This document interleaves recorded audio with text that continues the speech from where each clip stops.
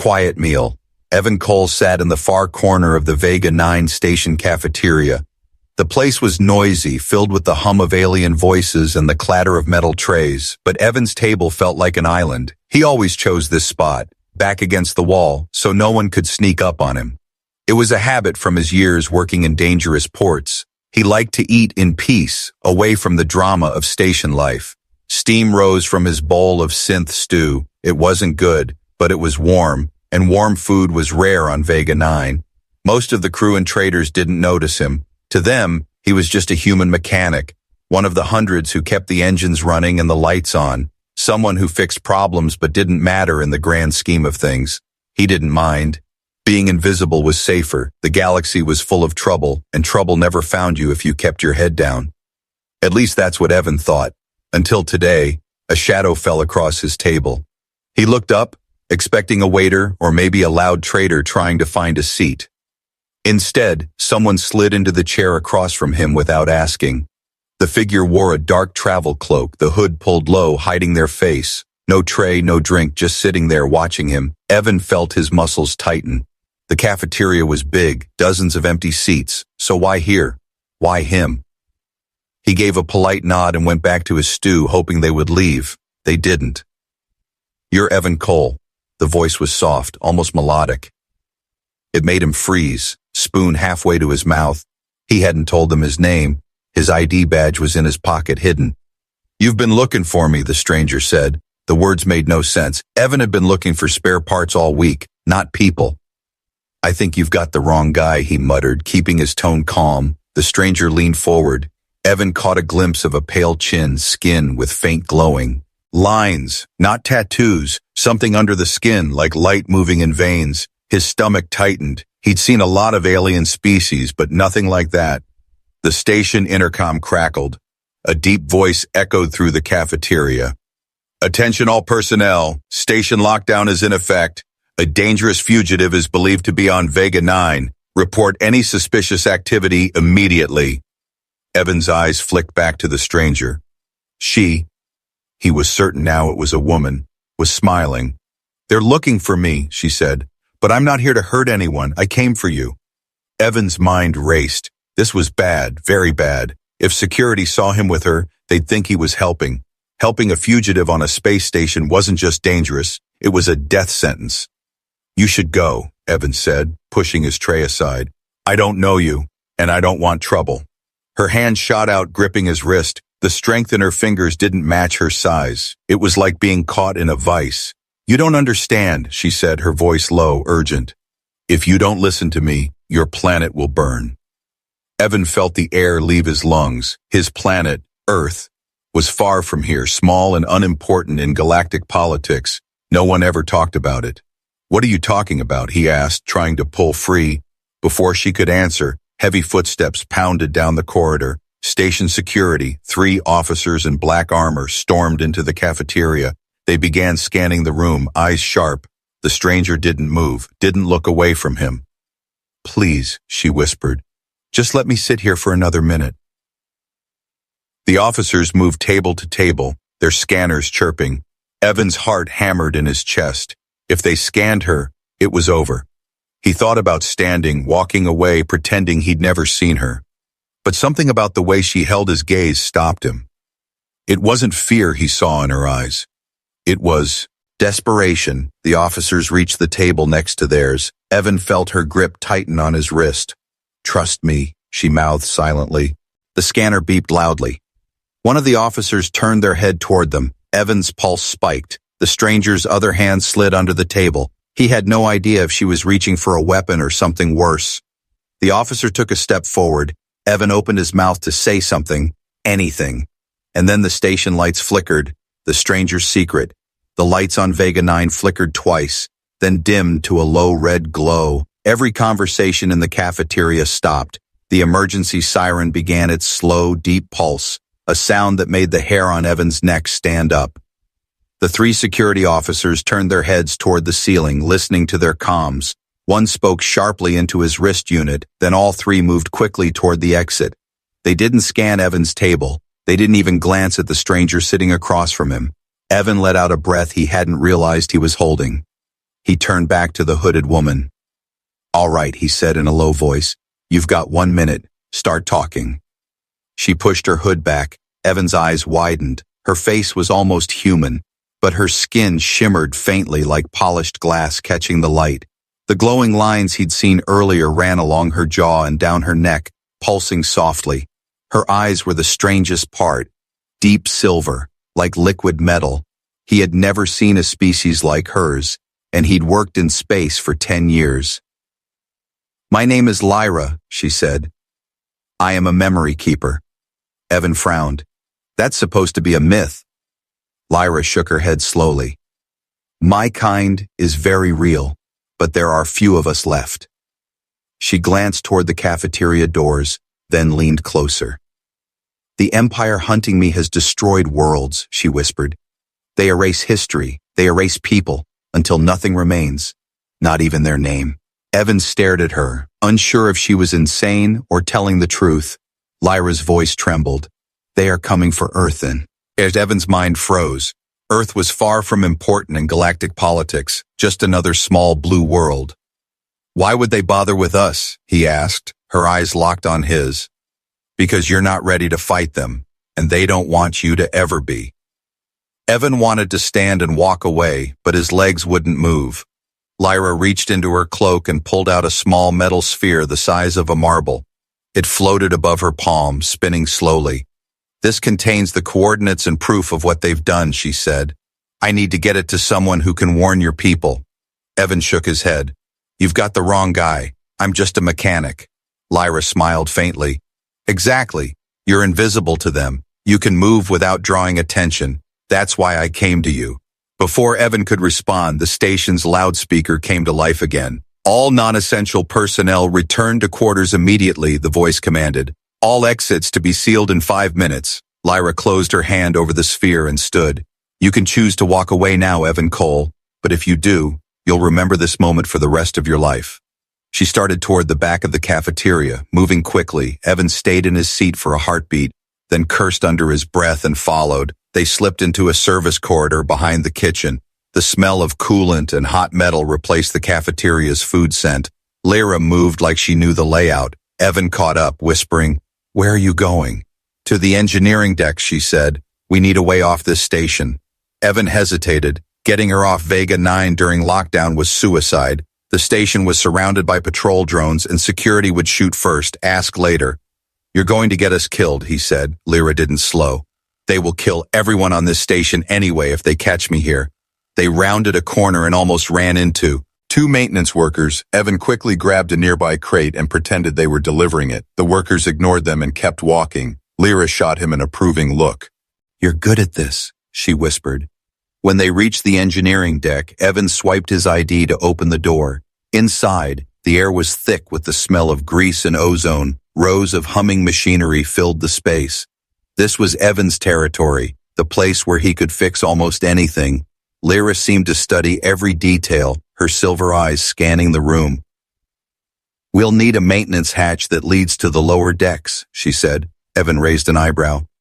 "You sound like you've done this before." Lyra's lips curved into a faint smile.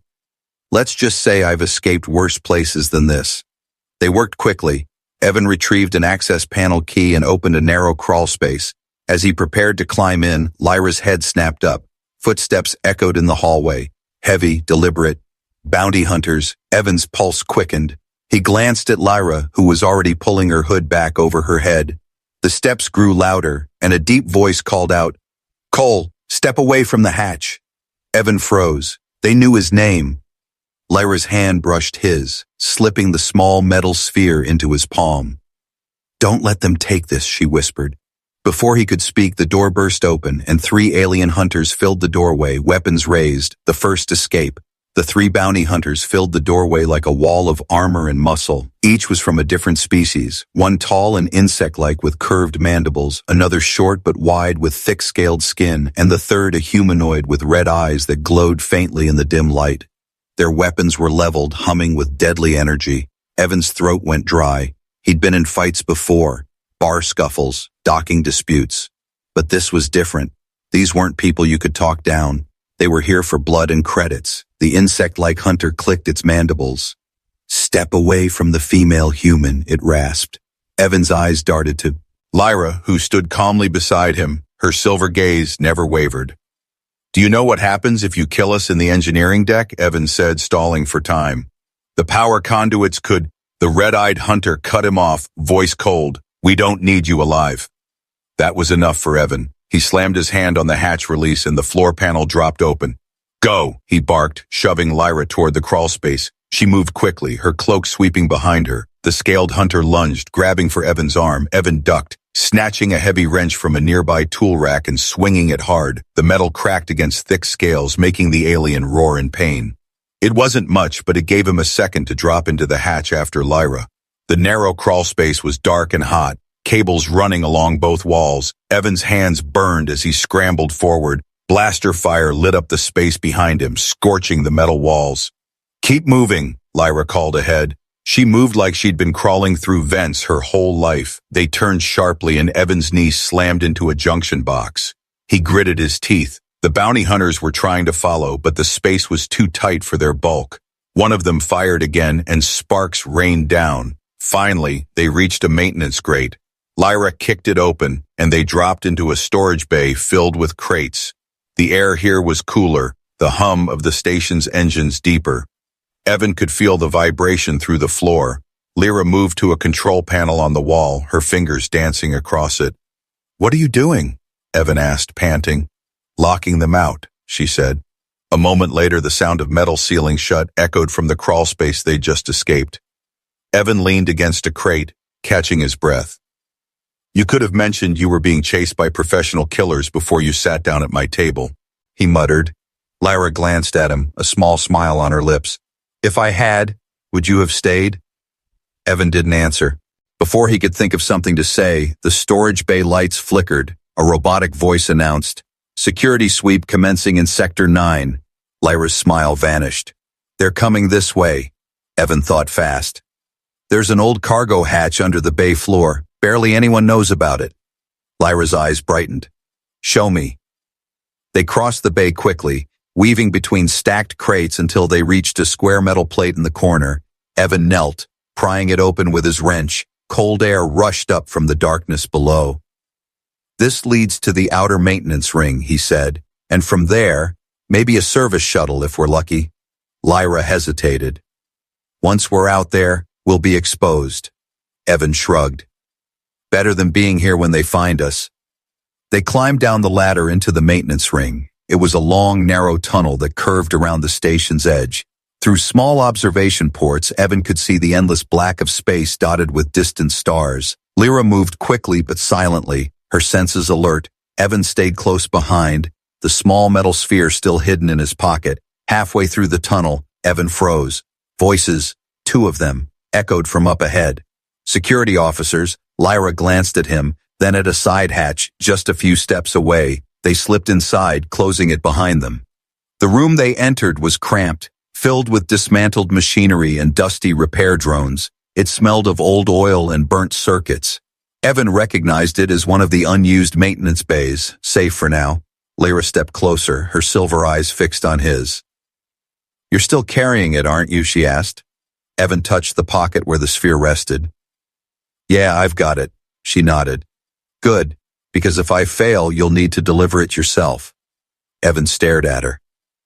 What's on this thing that's worth your life? Lyra's voice dropped to a whisper, the truth, each about who destroyed my people and who's coming for yours. Before Evan could react, the sound of metal boots clanging on the maintenance ring floor grew louder. Security had found the hatch they'd entered. Lyra's hand brushed his shoulder. Follow me, and no matter what happens, don't stop.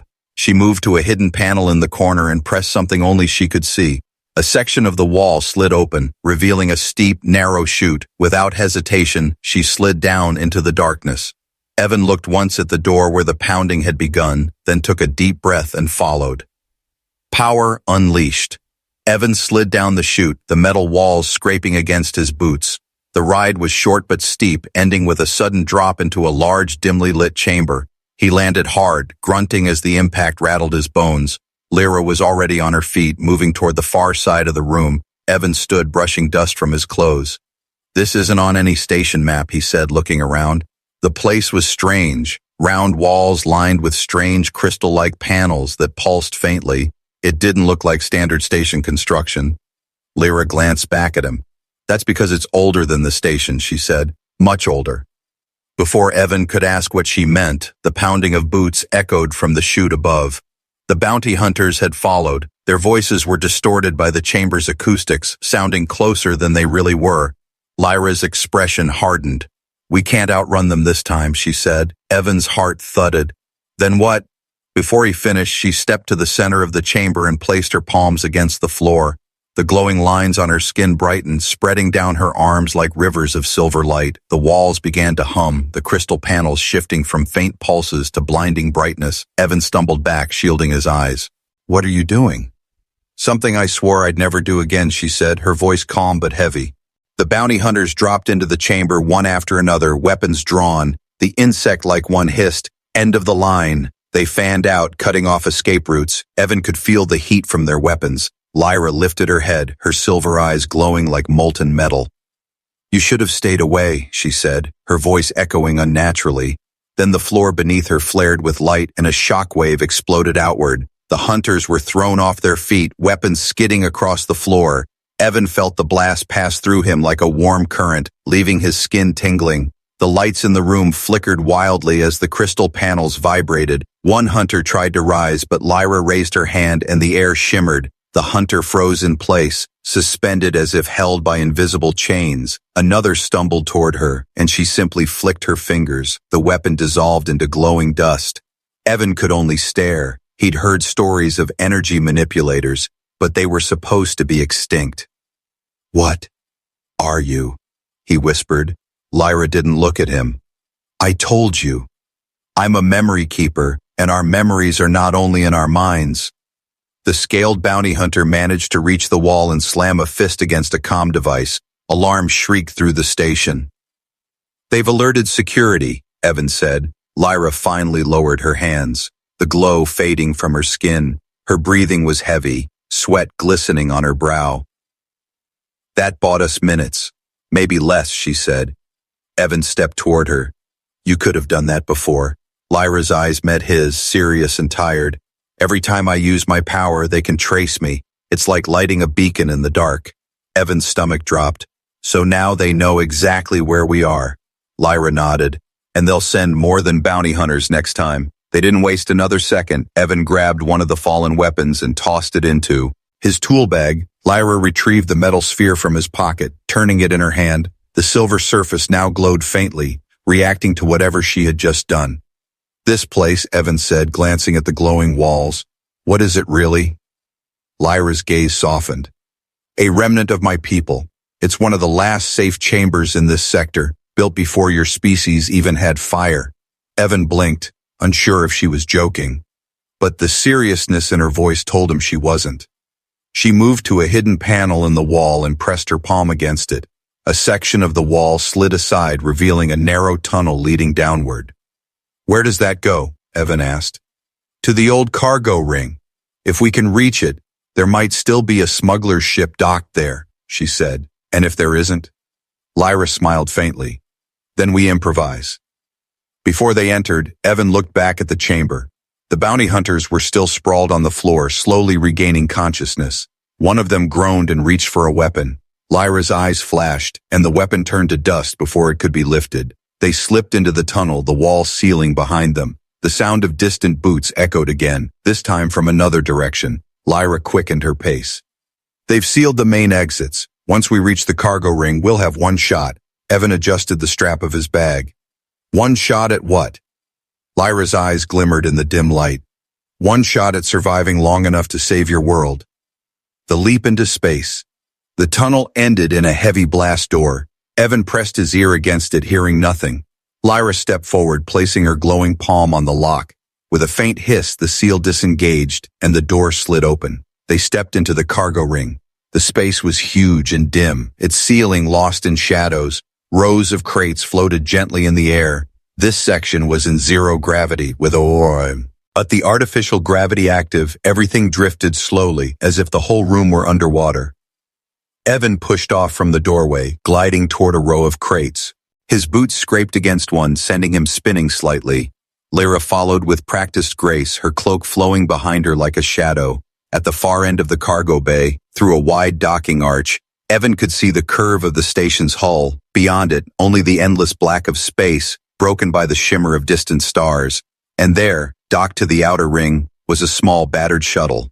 It looked old, maybe barely space-worthy, but it was their only chance. Before they could move toward it, a metallic clank echoed from the shadows. Figures emerged, 4 bounty hunters in light space armor, their helmets reflecting the faint light. They carried mag rifles, deadly even in zero gravity. One of them raised a hand, signaling the others to spread out.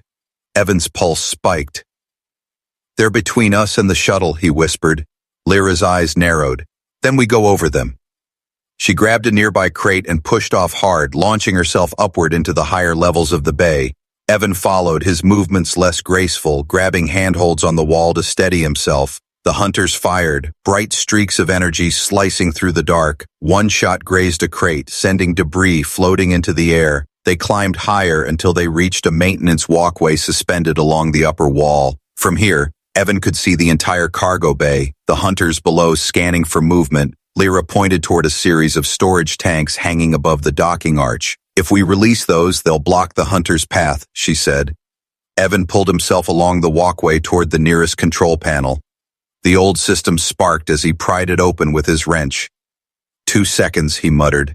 Lyra crouched beside him, watching the hunters' movements below. Finally, with a twist of a wire, the clamps released. The massive tanks drifted downward, slowly at first, then picking up.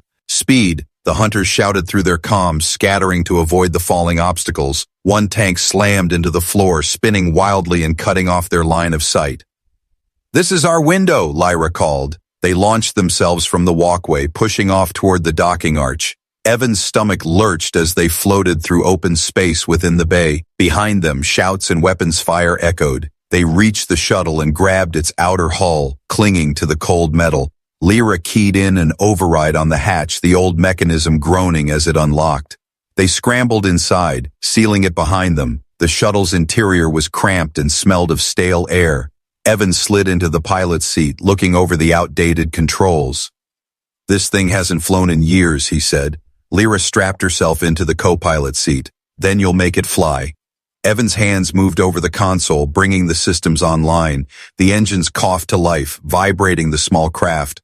Warning lights blinked angrily, but he ignored them. Through the viewport, Evan saw the bounty hunters pushing off from the cargo bay floor, using thruster packs to close the distance. "They're coming fast," he said. Lyra reached over, pressing her hand to the console. Her silver glow spread across the controls, and suddenly half the warning lights went dark. "I gave you more power, now go," she said. Evan gritted his teeth and fired the thrusters. The shuttle lurched forward, drifting out of the docking arch into open space. The blackness swallowed them, stars wheeling slowly beyond the glass. Blaster fire streaked past, one shot glancing off the hull. Evan angled the shuttle away from the station, pushing the engines to their limit. The bounty hunters pursued, their thruster packs glowing against the dark. "They're gaining," Evan said. Lyra's eyes narrowed. "Hold steady." She stood, acing herself in the narrow cabin and pressed both palms against the wall. The glow from her skin spread through the metal like liquid light. Outside, a wave of energy rippled from the shuttle's hull. It hit the hunters like a physical force, spinning them off course, their shots going wide. Evan didn't waste the moment. He fired the main engines, and the shuttle shot away from Vega 9. The station grew smaller in the viewport, the black void ahead swallowing everything. Lyra slumped into her seat, breathing heavily.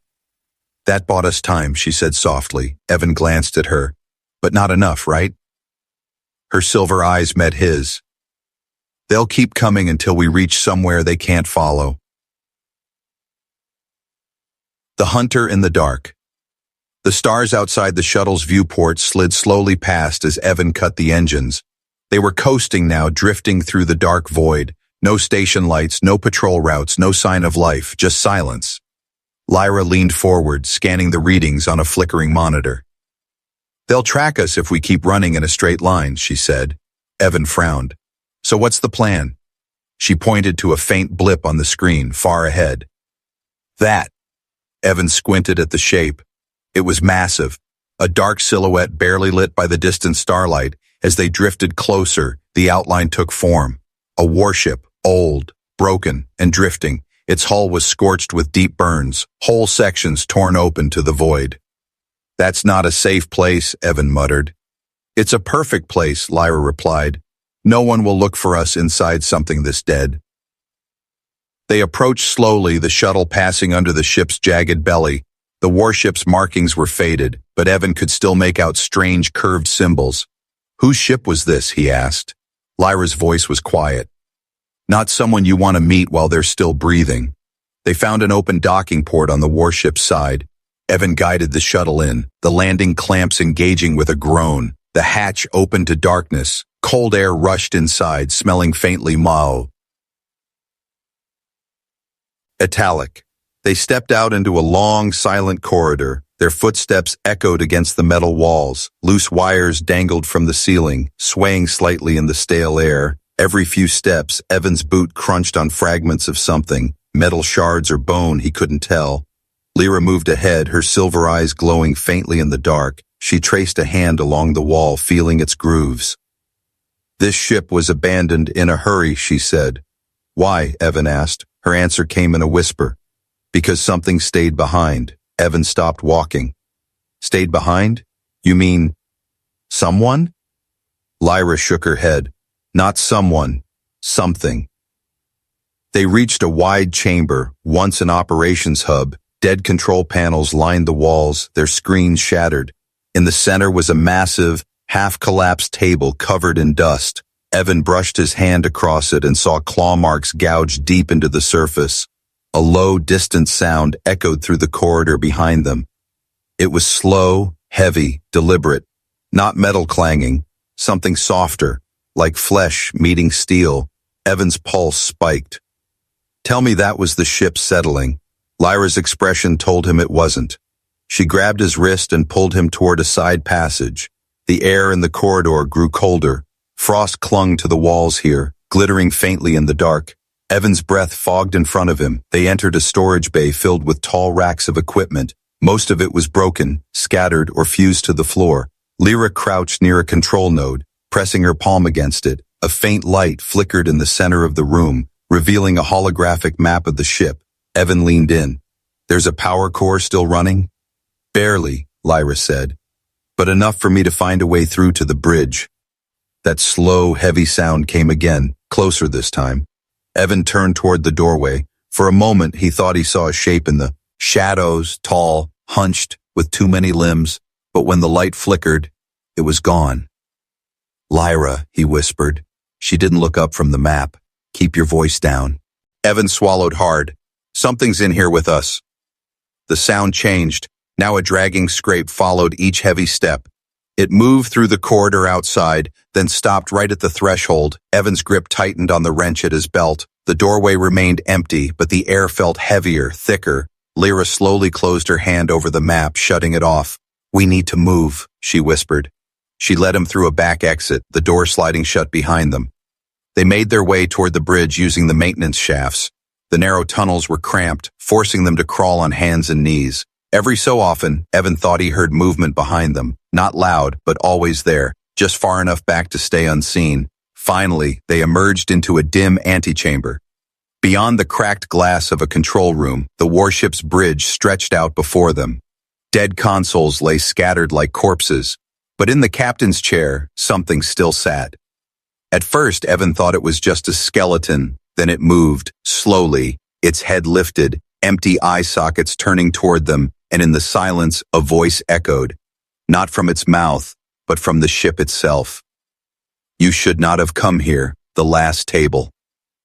The voice filled the bridge, deep and hollow.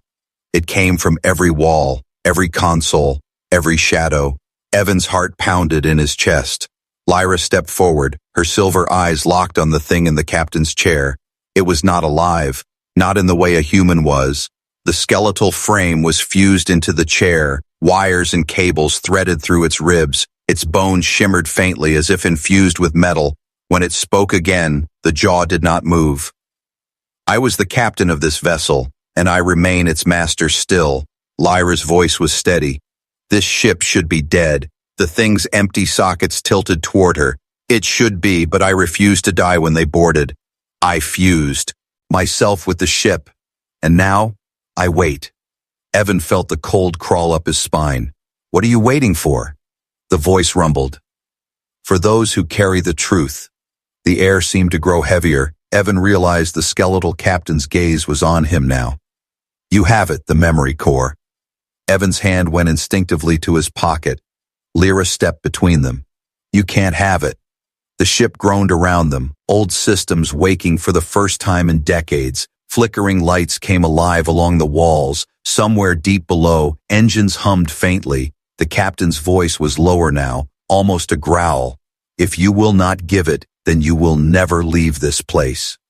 Metal doors slammed shut behind them, sealing the bridge. From the shadows, movement stirred, tall shapes unfolding from the walls, war machines, old but still functional, their glowing eyes fixed on Evan and Lyra. Evan gripped his wrench tighter. Lyra's hand brushed his.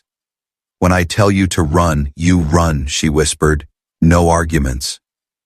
The machines stepped forward, their limbs hissing with hydraulic pressure. Lyra moved fast, throwing up her hands. Light exploded from her skin, flooding the room with a silver glare. The first machine staggered back, parts melting under the force of her energy, but the others pressed forward, their claws reaching. Evan ducked under one swipe and swung his wrench into a joint, sparks flying.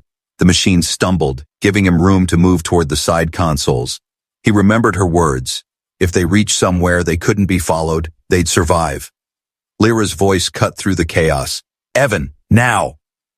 He sprinted for the far wall where a small auxiliary hatch was half buried under cables. He ripped the wires free and slammed the release. The hatch swung open to a narrow emergency chute leading back toward the docking port. Lyra was still in the center of the bridge, holding the soroli. E-machine's back with raw energy. Her silver glow was brighter than ever, but her breathing was ragged. She turned her head just enough to meet his eyes. Go! Evan's chest tightened. He wanted to run to her, to drag her out, but he knew she was giving him the only chance they had. The skeletal captain's voice thundered through the room. She will not leave. None of you will leave. Lyra smiled faintly. That's where you're wrong. And with a final burst of light, she sent a wave of force slamming through the bridge, throwing the machines and shattering half the consoles. Evan dove into the chute, sliding down in near darkness. Behind him, the bridge roared with the sound of tearing metal and shattering glass. The chute spat him out into a corridor near the docking port. He sprinted for the shuttle, heart hammering. He hit the hatch controls and the door slid open. The moment he stepped inside, the sphere in his pocket pulsed with light. It was warm now, almost alive.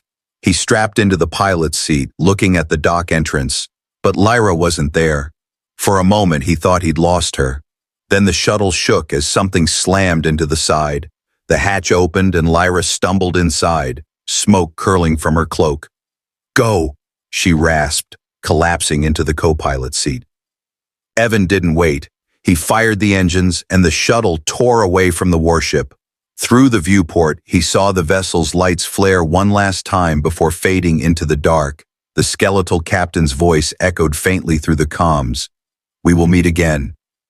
The warship vanished behind them, swallowed by the black. Inside the shuttle, silence filled the cabin. Lyra's eyes were closed, her breathing slow. Evan looked at her, then at the sphere glowing faintly in his hands. He thought of the first time he saw her, sitting at his table like she had always belonged there. He turned back to the controls, setting a course for deep space. They weren't safe yet, but for the first time, Evan felt like they had a chance, and he knew one thing for sure: he'd never eat alone again.